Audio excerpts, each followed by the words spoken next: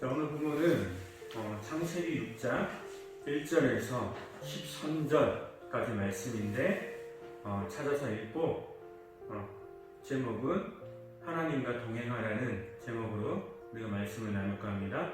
오늘날 보면 어떻죠? 오늘날 이슈가 되는 게 뭘까요? 코로나19죠. 코로나19. 그걸 위해서 우리나라 온 사람들이 이 코로나 때문에 많은 사람들이 탄식을 하고 또한 슬픔에 잠겨 있습니다. 그리고 세상 사람들은요, 또한 이 세상을 바라보면서 세상이 자꾸만 악해져가고 이상해져 간다고 또한 탄식을 하면서 근심과 걱정을 하게 됩니다. 창조 이래로 여러분들, 하나님께서 이 세상을 창조한 이래로 가장 악했던 시대가 언제인지 아십니까? 그것이 바로 오늘 본문에 나오는 노아 시대였습니다. 본문을 보면서 하나님께서 어떻게 하시냐면 그때 사람들을 보시면서 하나님께서 탄식을 하시고 또한 근심을 하신다고 이렇게 말씀을 하고 있습니다. 왜냐하면 그 시대 사람들의 모든 사람들의 마음이 너무나도 악했기 때문입니다. 하나님께서 그 마음의 중심까지도 주님께서는 바라봐 주시고 아시는데 또한 하나님께서 자신이 지으신 그 사람들의 마음속에 무엇이 가득 찬을 보시고 또한 죄악이 가득 찬을 보시고 하나님께서 탄식하시면서 또한 슬퍼하시고 근심에 쌓였다고 오늘 본문은 분명하게 말씀을 하고 있습니다. 이러한 하나님의 탄식은 하나님께서 이 세상을 처음 이렇게 만드실 때 하고는 너무나도 대조되는 그런 본문입니다. 하나님께서 이 세상을 창조하실 때 어땠습니까? 우리가 한번 나누어 본 적이 있습니다. 이 세상을 하나님께서 창조하실 때 보시면은 하나님께서 하루하루마다 이것을 창조하시고 좋았더라, 좋았더라. 영어로 굿, 좋았더라 이렇게 말씀을 하셨습니다. 그런데 6일 날 모든 것을 창조하시고 사람을 만드시고 곧 이 세상의 창조가 완성되는 그 순간에 하나님께서 놀라운 감탄사를 말하죠. Very good, 너무나 좋았더라 이렇게 말씀을 하십니다. 그런데 하나님께서 보시기에 좋았던 이 창조 세계가 그리 오래가지 못했다는 것입니다. 왜냐하면요, 죄악이 사람들 가운데 막 퍼져갔습니다. 그래서 창조의 그 아름다움이 파괴되어져 버렸습니다. 그리고 노아 시대 때 가서 사람들은 더 이상 하나님께서 좋아하실 만한 그런 존재가 되지 못했습니다. 절정에 다 다달랐죠. 사람들의 그 악함과 죄악이. 이제 사람들은 완전히 타락하여서 하나님의 기쁨의 존재가 되지 못하고 하나님의 탄식과 또한 근심의 대상이 되어져 버렸습니다. 여러분, 하나님을 탄식하게 만드는 죄의 결과가 무엇일까요? 그 끝은 바로 멸망과 죽음뿐이라는 비참한 그런 결과뿐입니다. 하나님께서 그 사람들을 보시고 그때 사람들을 보시면서 그 악함을 보시고 하나님께서는 작정을 하십니다. 이 세상의 모든 것을 내가 지금 모든 것을 하나님께서 다 쓸어버리겠다라고 작정을 하셨습니다. 이 세상 사람들이 보기에 어떻습니까? 그 사람이 멋지게 살아간다 할지라도 우리 안에 있는 그 죄악의 문제를 해결하지 못한다면 우리의 삶의 그 마지막은 비참한 결과만 기다리고 있다는 것을 오늘 말씀은 또한 우리에게 교훈을 주고 있다는 것이죠. 우리는 이 땅에 살아가면서 어떻습니까? 모든 사람들의 그 시선을 또한 그 시선을 의식하면서 살아갑니다. 그런데 하나님의 시선, 하나님의 눈은 전혀 생각하지도 않고 의식조차 안 하고 사람들은 살아갑니다. 우리도 그렇지 않습니까? 그러나 분명한 것은 하나님의 시선, 그 시선이 보이진 않지만 있다라는 것입니다. 우리의 외적인 모습뿐만 아니라 그 하나님의 시선을 우리의 마음까지도 생각까지도 감찰하시고 우리의 모든 것을 아신다는 것입니다. 그러므로 우리는 그 하나님이 또한 우리 옆에, 우리 앞에 보이지는 않지만 우리와 항상 함께 하신다는 것을 또한 그 높은 곳에서 또한 낮은 일을 한눈에 바라보고 계신다는 것은 우리가 그 하나님의 시선을 의식하며 살아가야 된다는 것입니다. 그분께서 우리를 보시기에 너무나도 좋았다라는 그 창조의 그 순간, 그것을 회복하며 우리는 살아가야 된다는 것입니다. 그런데 하나님께서 그 시대에 하나님께서 모든 것을 멸망시켜버리겠다, 쓸어버리겠다, 그 작정하신 순간에 하나님의 눈에 보시기에 좋은 인물이 딱 하나 있었습니다. 한 명이 있었습니다. 그게 바로 누구였냐면 노아였습니다. 깜깜한 밤에 아무것도 보이지 않는 곳에 별과 같이 빛나는 한 사람, 그 한 사람이 하나님 눈에, 그 하나님의 시선에 들어왔습니다. 그 사람은 바로 노아였습니다.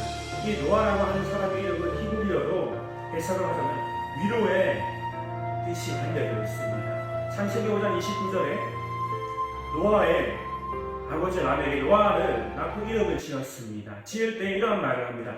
여호와께서 땅을 저주하심으로 수고롭게 일하는 우리를 이 아들이 아니하리라 라고 이렇게 이야기를 합니다.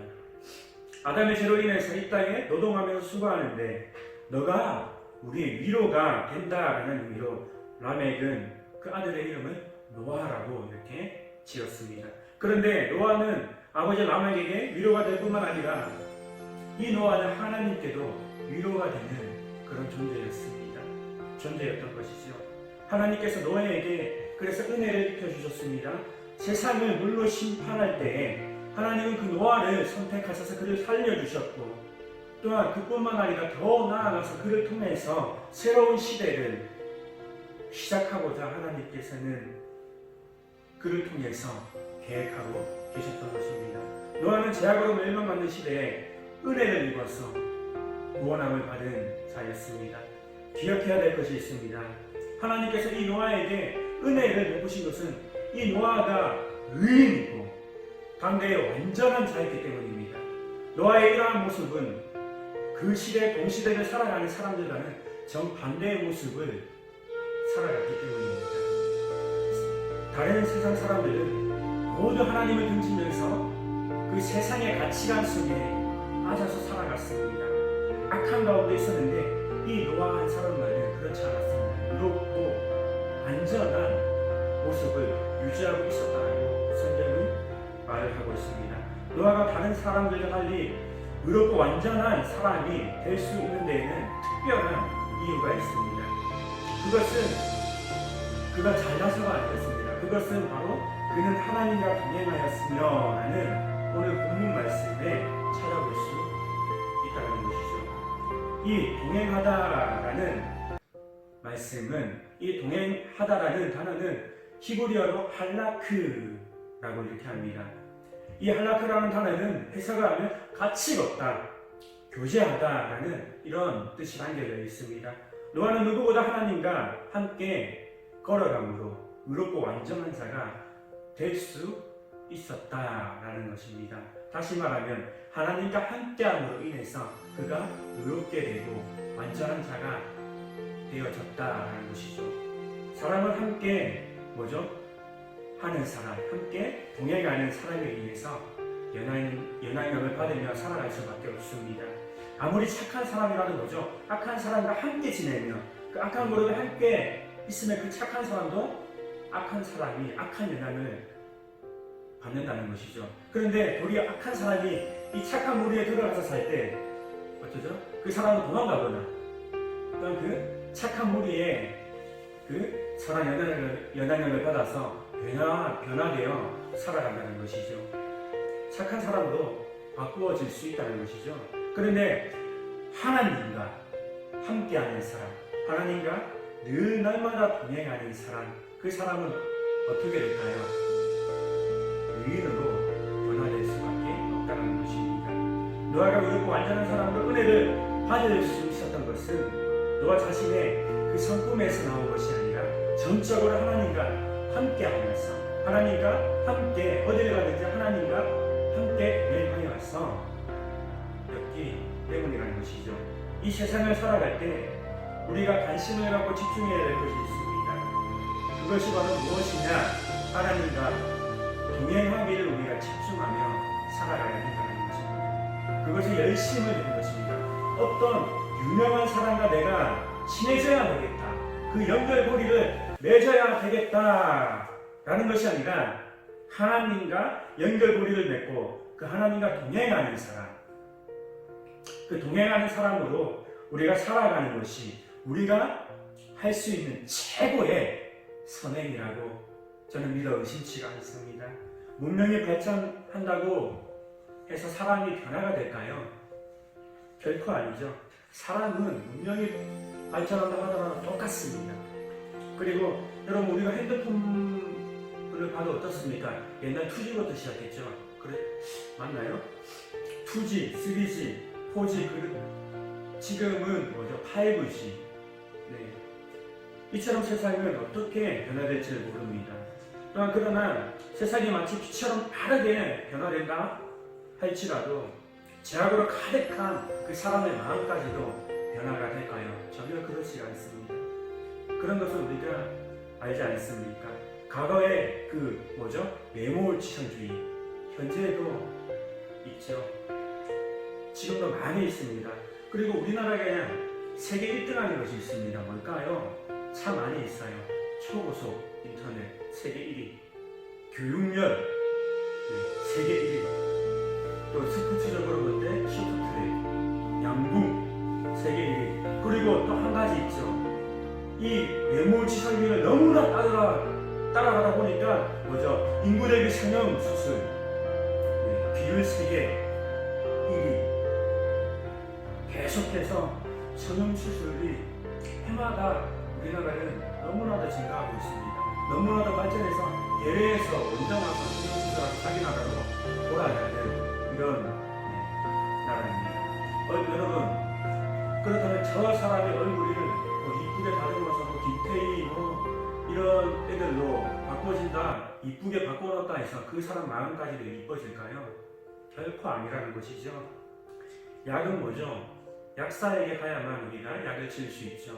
우리가 아프면 어디를 가야 됩니까? 병원에 가야 됩니다. 그렇다면은 사람은요 어디를 제일 먼저 찾아가야 할까요? 딱 한 가지입니다.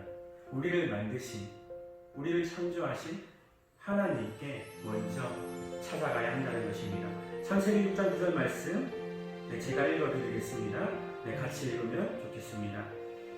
창세기 6장 9절 말씀 시작. 이것이 노아의 조건이라. 노아는 의인이요 당대의 온전한 자라. 그는 하나님과 동행하였으며. 아멘.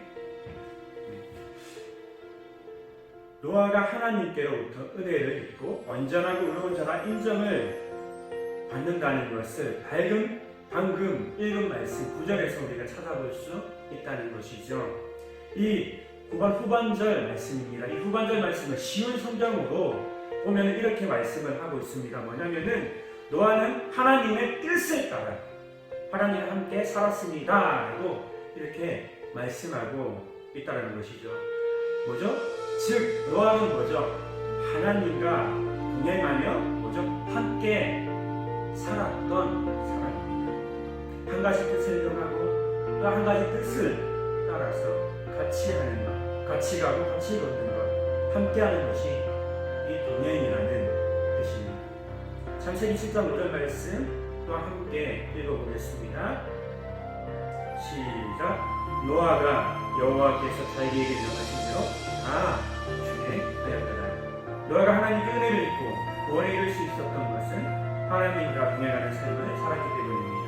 그리고 그는 그 하나님의 말씀을 들으면서 살았고 그 말씀대로 순종하는 삶을 살았다는 것을 방금 읽은 말씀 창세기 7장 5절에서 우리가 볼 수 있다는 것이죠. 그러다 보니 그는 어느덧 그가 의롭고 완전한 사람이 되어서 그 하나님의 그 구원의 은혜에 이르게 되었던 것입니다. 여러분 우리가 앞으로 이 땅에서 살아가는 동안에 참 많은 사람들을 만나고 참 많은 사람들과 함께 동행하며 나아갈 것입니다. 어느 누구와 동행하는 것보다 하나님과의 동행이 가장 중요하다는 것입니다. 사랑과의 동행은 이 땅에서 잠시적인 즐거움과 유익이 있겠지만은 그 하나님과의 동행은 이 땅에서뿐만 아니라 영원한 축복을 누리게 한다는 것입니다. 하나님과 동행하기 위해서는 하나님과 함께하는 것을 그 어떤 것보다 우선시하는 삶을 살아가야 된다는 것입니다. 하나님께 예배드리고 하나님의 말씀을 또한 우리가 듣는 데서 그치는 것이 아니라 이 하나님의 말씀을 펼쳐보는 것이죠. 그리고 보고 듣고 읽은 말씀을 우리가 다 준행하여서 순종하면서 행할 때 그 하나님께서 우리와 함께 하심으로 말미암아 하나님께서 능력으로 함께 우리와 동행하여 주신다는 것입니다. 하나님께서 우리와 동행하기를 원하시고 힘쓰시는 것처럼 우리 또한 저와 여러분들도 서로에게 좋은 믿음의 그런 동반자가 동행자가 함께하는 사람이 될 수 있기를 주님의 이름으로 기원합니다. 그리고 우리 팔순정교회 주부름부 친구들과 선생님 그리고 가족과 이웃들이 하나님과 잘 동행할 수 있도록 격려하며 함께 힘이 되어주는 그런 존재들이 되기를 주님의 이름으로 소원합니다.